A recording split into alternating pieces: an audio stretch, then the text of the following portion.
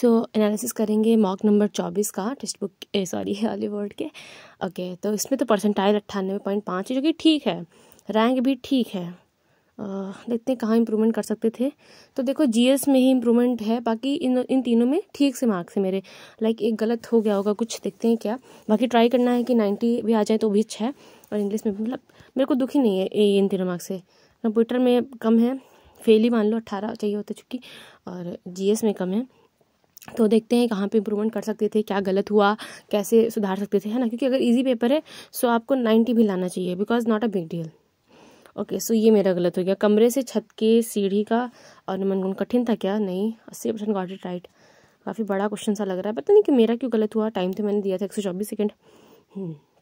Late me read it again. Okay, so एक घर की छत पर एक छोटा सा कमरा बनाया गया था। ओके, कमरे के शीर्ष पर चढ़ने के लिए घर की छत पर एक सीढ़ी रखी गई। तो ये कमरा बना दिया इन्होंने, ये देखो ये कमरा है, रूम है ना, और इसके ये सीढ़ी रख दी। घर की छत पर एक छोटा कमरा बनाया गया था और कमरे पर चढ़ने के लिए घर की छत पर एक सीढ़ी रखी गई थी। यदि सीढ़ी के आधार और मकान उस कमरे की दीवार सीढ़ी पर अनंत है, मतलब कि जिस पर सीढ़ी अनंत है के बीच की दूरी 90√3 है। तो ये अच्छा, ये कमरे की दीवार, ये चीज़ जो ये कमरा है, ये वाली दीवार, और ये ओके, तो ये 90√3 है। कमरे का शीर्ष जो है छत से 2.7 मीटर की ऊंचाई पर है। कमरे का शीर्ष जो है छत से 2.7 यानी कि 2.7 मीटर है, ठीक है। कमरे के शीर्ष से सीढ़ी के आधार का अवनमन कोण याद करना था। यहाँ शीर्ष से, कमरे के शीर्ष से सीढ़ी के आधार का अवनमन कोण, मतलब ये कोण याद, अवनमन यानी कि ये वाला हो जाएगा। तो 2.7 बटे में यही क्या होगा, और ये बटे में 900 आ जाएगा, है ना। tan थीटा बराबर हम लगा दें तो ये कट जाएगा, 27 बटे में 900, तो ये 900, 9×3 = 27, तो फिर ये हो जाएगा √3 बटा 100 करके आया मेरा, तो 100 कट जाएगा शायद। देखो 270 बटे में 90√3, अच्छा वो मीटर में दे रखा है, हाँ उसको सेंटीमीटर में कर दिया है, तो यहाँ से √3 आ जाएगा, यानी कि 60। कठिन तो नहीं था, मैं शायद समझ ना पाई हूँ इस चीज़ को, या मुझे लग रहा है 90√3, मुझे इतना याद आ रहा है ये मैंने इस वाली दीवार से कर दिया था, इस वाली दीवार से थोड़ा सा, ठीक है, पहली बार देखा क्वेश्चन को, तो बाकी इतना कुछ था नहीं कुछ खास। ओके, 4 तक दे रखे हैं, इसको तो 91% लगा लिए। तुम्हारा क्या मतलब, मैं तो इसमें लगभग 4 से 4.5 मिनट दे दी, फिर भी नहीं लगा। लेट मी सी अब क्या इसमें क्या है। तो 7 17 है, फिर ये 5 है, फिर ये 42 बना दिया, फिर 32 8, ये 96 6 10 16। ओके, 10 धाम 100 + 6 36 कर दिया है यहाँ पे। अरे ये तो खुल गया। और ये लोग क्या कर रहे थे, 1 मिनट। अच्छा, 25 + 17 11 ग्राम 121, फिर 28 ऐसे किया था इन्होंने, 8 8 64, 64 ने फिर 32।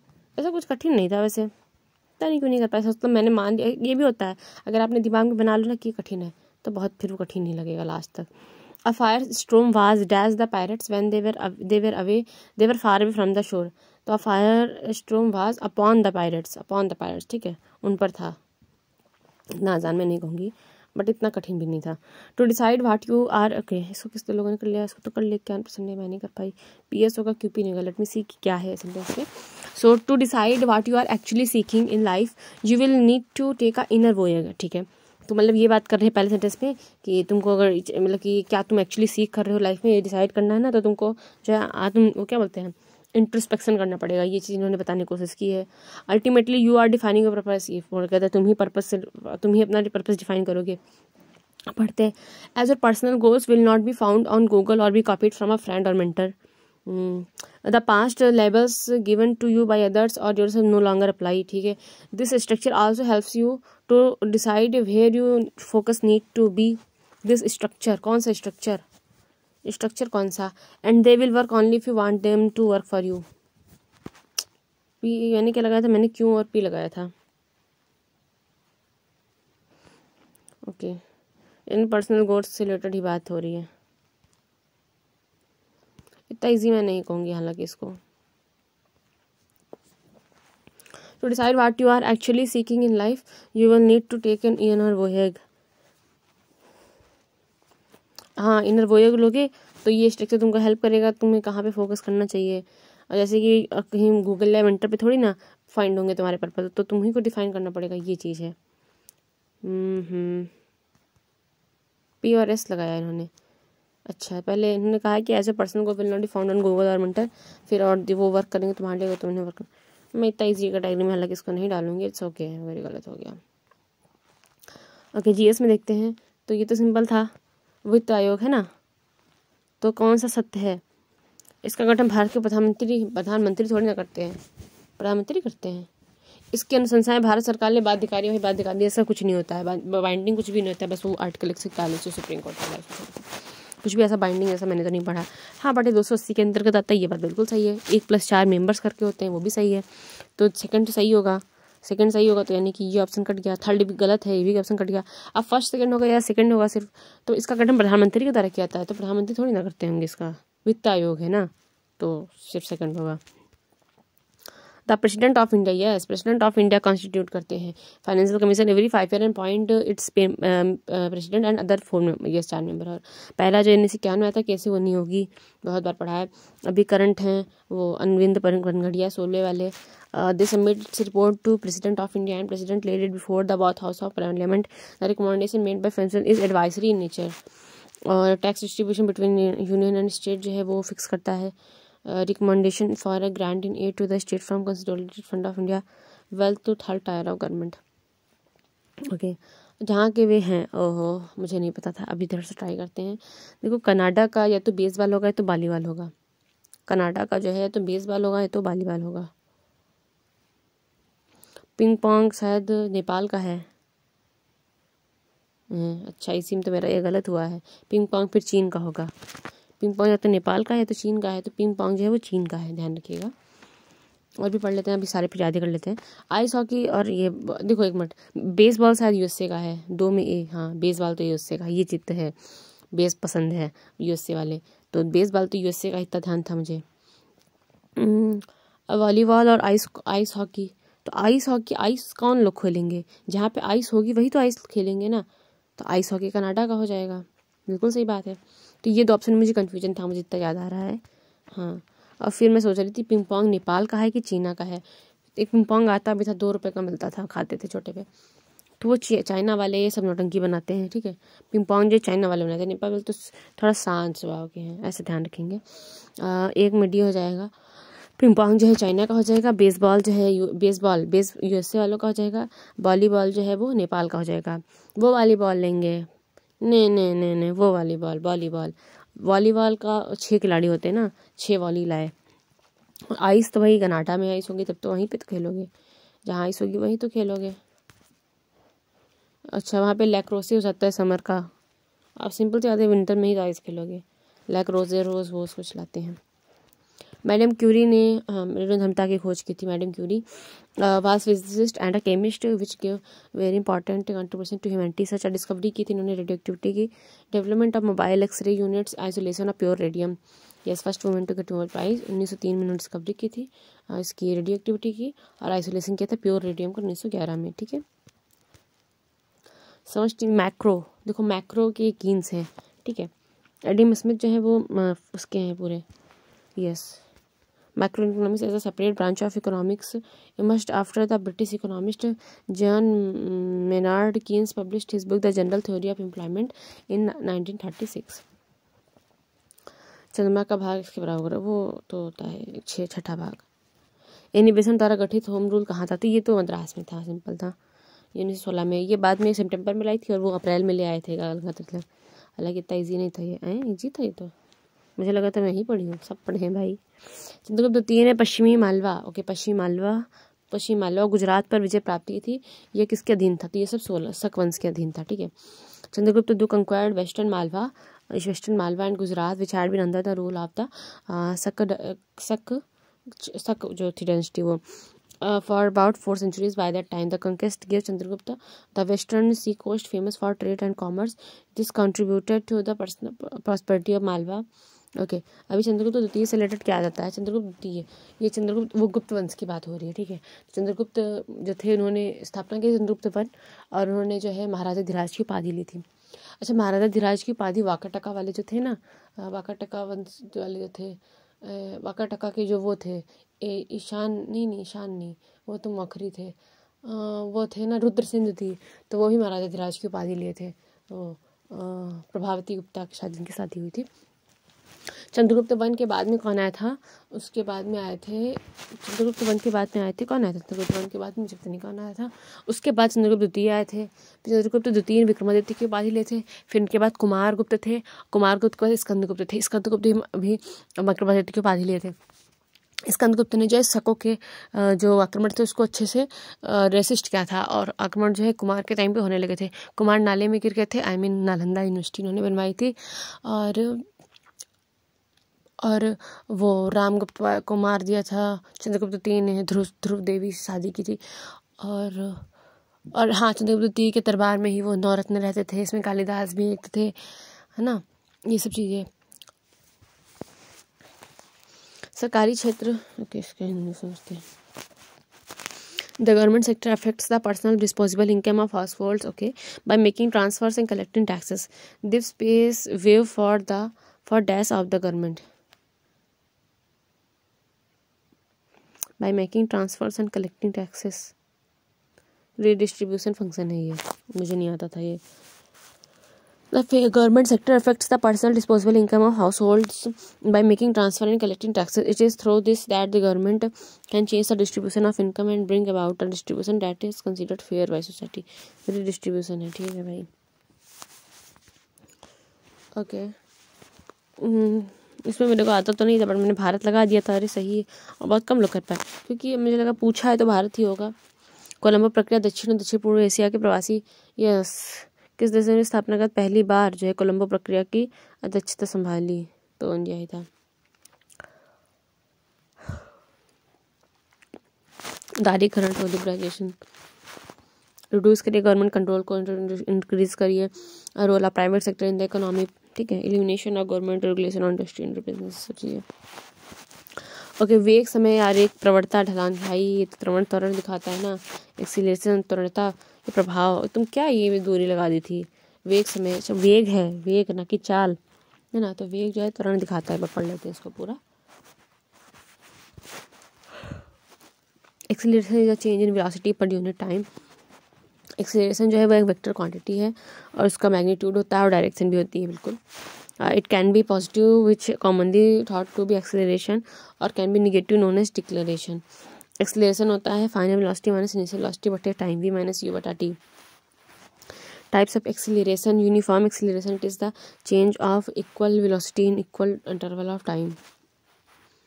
Okay. Puneri Paltan pro kabaddi league season जो है 10 के फाइनल में विजयी हुई। अच्छा पूछ रहे थे पेकेएल में 10 टीमों में से कौन एक रही है? इतना कौन ध्यान रखेगा कौन कौन थी? और मार्च 2024 का करंट अफेयर्स रिलेटेड है, जो कि पेपर में आता नहीं है। बंगाल है, बेंगलुरु है, दबंग हैं दिल्ली वाले, केसी है जो गुजरात टाइटंस है, हरियाणा स्टीलर्स हैं। देखो केरल नहीं था, देखो ऐसा रख लो कि वो ऐसे मतलब केरला नहीं था, बेंगलुरु था वो। अरे तुम अच्छा बेंगलुरु तो कर्नाटक में है, लेकिन ठीक है। तेलुगु था, जो मुंबई था, तमिल था लाइवा, पुनेरी पल्टन, पटना पायरेट्स क्या बात है, नाम देख रहे हो। पिंक पैंथर्स, यूपी योद्धा, वो हो योद्धा, बहुत बड़े योद्धा रहते हैं हम। ज्ञान देवव्रत तो ज्ञानेश्वरी किस पवित्र ग्रंथ की टीका है? पता नहीं कैसे मैंने इसको सही कर लिया। Dnyaneshwari also referred to as Dnyaneshwari is commentary on the Bhagavad Gita. पढ़ा होगा कहीं, भगवत गीता पे है, टुक्का सही लग गया मेरा। इतने लोग कर पाए, 52 लोग है। गंगा कोट चोल पर तो राजेंद्र चोल बने। राजा चोल जो थे उन्होंने बृहदेश्वर मंदिर बनवाया था, है ना, राजराजेश्वर मंदिर इसको बोलते हैं तंजौर में, और राजेंद्र ने ही बनवाया था गंगा कोंड चोलपुरम में। यस, ये देखो succeeded his father Raja one. ये led a successful military expedition to north Indian west to capture था गंगेटिक नासौर। ये नेवी के लिए बहुत जाना जाता था, श्रीलंका उधर, मतलब समुद्र वाली सेना होती है। The Chola dynasty flourished under his region. Around 1025 से C Rajendra launched on ambitious campaign against the Srivijaya. The Chola gained control of a number of strategic locations among the Malacca state as a result of this campaign. Raja Chol built the Brihadishwar temple in Tanjore. Raja Chola was a South Indian king who established the Imperial Chola Empire.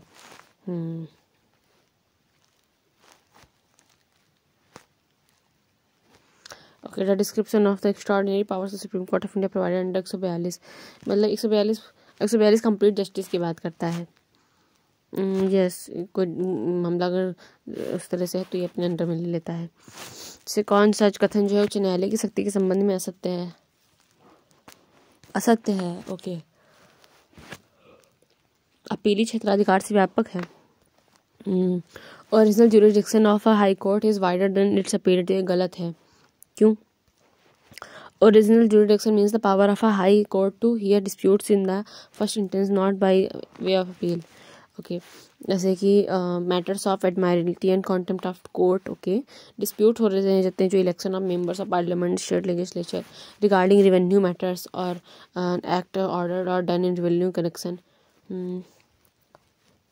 अपीलीट jurisdiction जो होता है of a high court is wider than original. अच्छा, high court की बात कर रहे हैं तो हाई कोर्ट का जो है अपीलीट ज्यूरिसडिक्शन जो है वाइडर होता है ओरिजिनल वाले से। ठीक है, ओके।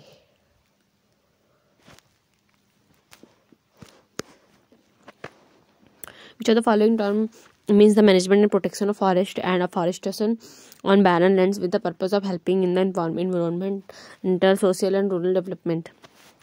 उसको बोलते हैं सोशल फॉरेस्ट्री। सोशल फॉरेस्ट्री क्या है? Means the management and protection of forest and afforestation on barren lands with the purpose of helping in the environmental, social and rural development. The national commission on agriculture has classified social forestry into 3 categories: urban, rural और farm. ध्यान रखना इसको, और क्या ही है। Social को अच्छा 3 भागों में बांटा है, अर्बन, रूरल और फार्म। थोड़ी से पढ़ लें।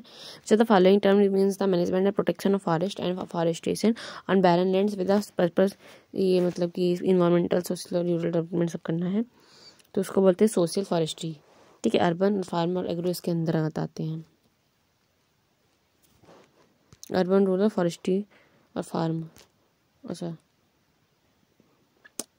ठीक है। एग्रो फॉरेस्ट्री क्या होता है? Is the rising of trees and agriculture crops on the same land. अच्छा, एग्रो फॉरेस्ट्री मतलब है कि ट्री और वो दोनों एक ही पे हैं। सोशल फॉरेस्ट्री होता है ये बैरन लैंड वाला, इसके अंदर अर्बन और फार्म दोनों आते हैं और रूरल भी आता है। Okay, types of there and there rule. तो मुझे आता नहीं था शायद ये, तो मैंने आर लगा दिया था। पढ़ लेते हैं एक बार जो भी यहाँ पे दे रखे हैं, इंपॉर्टेंट है। देखो, एगोनिस्ट क्या होता है? एगोनिस्ट क्या होता है? So mimic the natural messenger by switching on the receptor. Antagonist क्या होता है? देखो, एंटा है तो ये ब्लॉक कर देता है, block the activation of receptor by blocking the binding sites and preventing biological response. Antagonist रहता है। डिप्रेसेंट क्या होता है? Slows down the central nervous system, slow कर देता है, डिप्रेस कर देता है। एंटी डिप्रेसेंट क्या होता है? Helps to regulate mood and reduce symptoms of depression, anti depression है। हेलुसिनोजन क्या होता है? ये परसेप्शन, थॉट्स और फीलिंग्स। अच्छा, हेलुसिनेशन होता है जो। एंटी पैसाइकोटिक क्या जो भी बोलते हैं इसको, usually psychotic symptoms such as hallucination, delusion. Anti cyto anxiolytic use to treat anxiety. अच्छा, और anticonvulsant to prevent control seizures. तुम ये 2 याद रखो। देखो, एगोनिस्ट क्या होता है? मिमिक करता है, और एंटागोनिस्ट क्या होता है? ब्लॉक करता है। ठीक है, ये मॉर्फिन और अच्छा मॉर्फिन, हीरोइन, ये सब, हाँ ये एगोनिस्ट हैं। और क्या, ये मिमिक करते हैं ट्रू नेशनल मैसेंजर को by switching on the receptor. Antagonist यानी कि ब्लॉक कर देता है, और डिप्रेशन जैसे कि स्लो डाउन कर देता है नर्वस सिस्टम का, अल्कोहल, और ये जो है मूड को इम्प्रूव करता है। ओके, कहाँ आगे बढ़ो। Okay, Odisha government has decided to provide interest free loans to youth of the state. Okay, Swayam, तो सेकंड ओनली। अच्छा, under the scheme to not true पूछा है, तो 18 से 25 साल एलिजिबल, ये नॉट ट्रू है। ओके, तो तक 18 से 35, हाँ सही बात है, 18 से 35 मैंने पढ़ा था यूथ। भाई सिंपल ज़्यादा 26 वाला भी यूथ ही होता है, 18 से 35 होगा बस। Under the scheme to create self employment for youth, 1 lakh eligible rural and equal number of urban youth will receive the benefits. Under the scheme interest free loans of up to rate 1 lakh way provided for starting a new business. ठीक है, okay.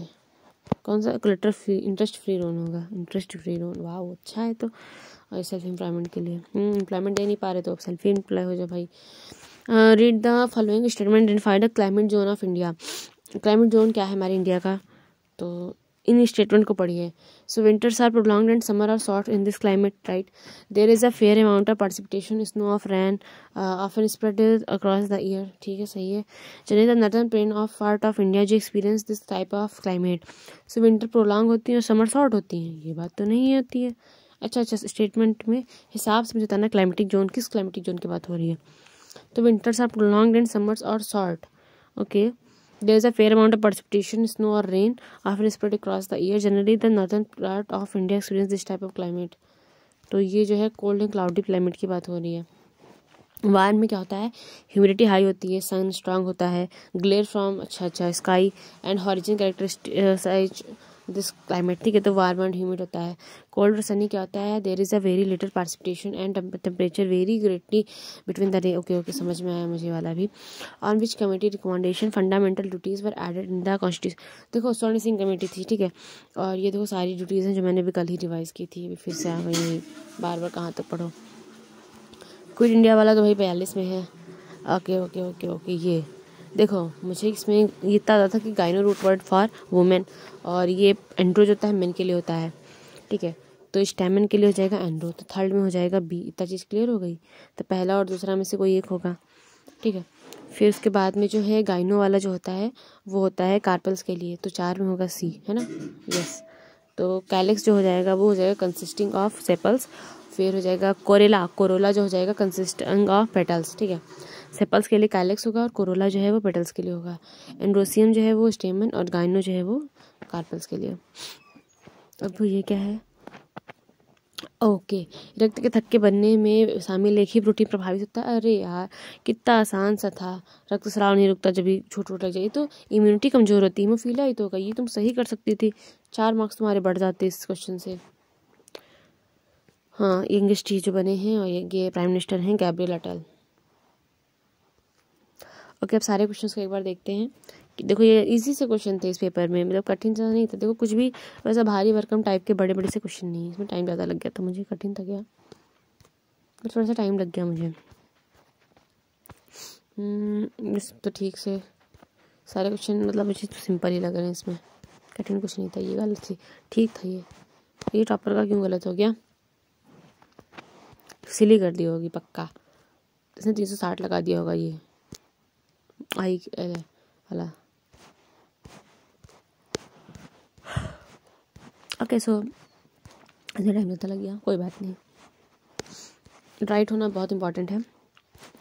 और ये देखो statement वाले मिलेंगे तो मैं कर लूँगी वो फिर से।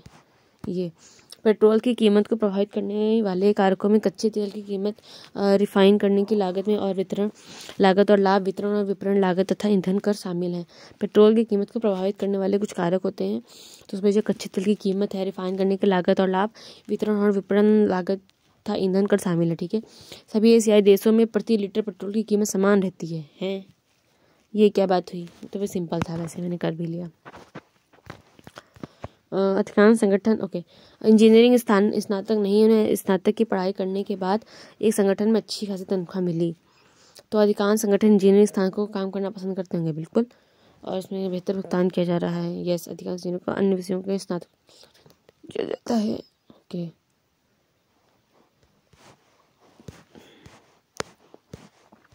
ये तो भाई थोड़ा सा लग बेस्ड भी होते हैं वाले क्वेश्चन के, माइंड में मेरे क्या आया है ना, और वो एग्जामिनर क्या समझते हैं, बहुत टाइम लगा दिया, क्यों भाई।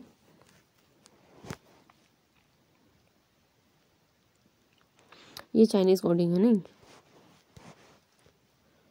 ओके। तो सबसे पहले इसमें क्या करेंगे, बुक कवर खोलेंगे। बुक कवर होता है, फिर टाइटल पेज आता है, फिर टेबल ऑफ कंटेंट्स दिया होता है, फिर मैटर दिया होता है बुक में क्या है, फिर उसके अंदर क्लाइमेक्स आता है, और फिर क्लाइमेक्स के बाद एक्नॉलेजमेंट आता है, ठीक है।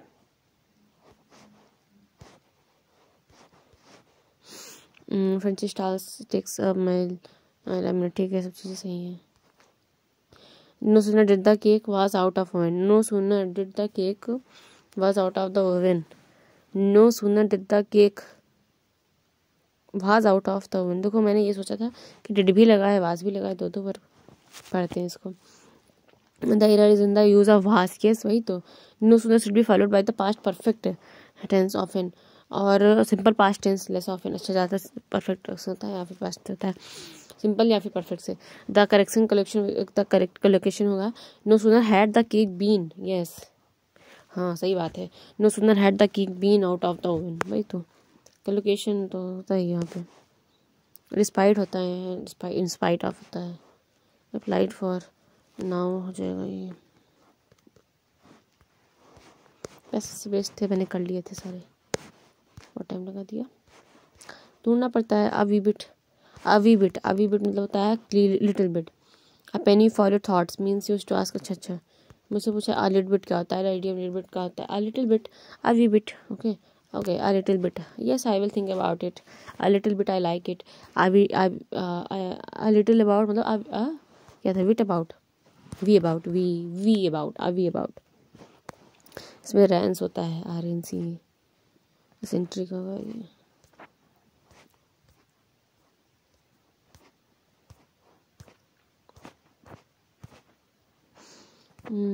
वर्बेटिम हो जाएगा, यस वर्बोस तो बहुत बोलता है, कॉक कॉक जो बत्तख होती है उसका है।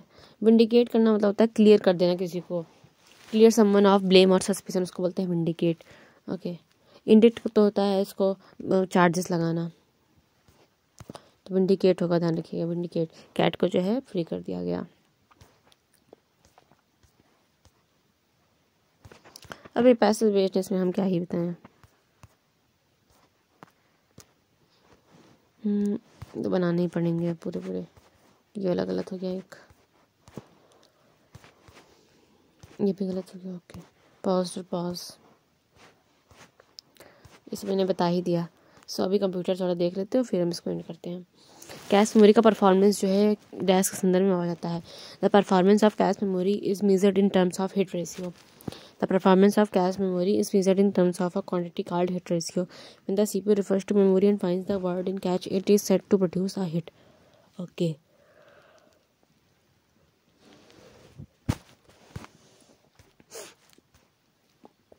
In which among the following network communication channel is steered by all the mechanisms on the network? पता नहीं, ब्रॉडकास्ट चैनल होता है, वायरलेस टाइप पोर्ट होता है, इंफ्रारेड, ओके वायरलेस टाइप का होता है infrared, okay. MS Excel, what is the easiest way to select a column? Column. Double click? नहीं, click on the column heading.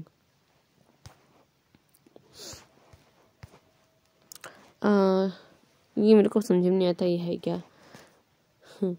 C3 hexadecimal, start the rightmost digit and break the binary number into nibbles. जैसे कि इसको जो है break कर दिया, अच्छा 2 भागों में ब्रेक कर दिया पहले, ठीक है, तो 1100 जो है हेक्साडेसिमल C एंड 001 है हेक्साडेसिमल 3, तो इस प्रकार से C3 आ जाएगा। मुझे तो नहीं समझ में आया ये। IP address is a logical address, ठीक है भाई। पिंग क्या होता है? Is a basic internet program that allows a user to test and verify if a particular destination IP address exist and can accept request.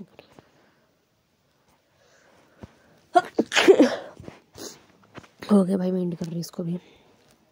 Port number is a 16 digit number indicator होता है। PPTP क्या होता है? Point to point tunneling protocol, ठीक है, point to point tunneling protocol होता है, okay. If you want to quickly apply the same formatting, तो format printer. So here I end it. Mock easy था, वॉइस में बेटर क्या आ सकता था, मॉक 25 में एनालिसिस करेंगे इसके बाद।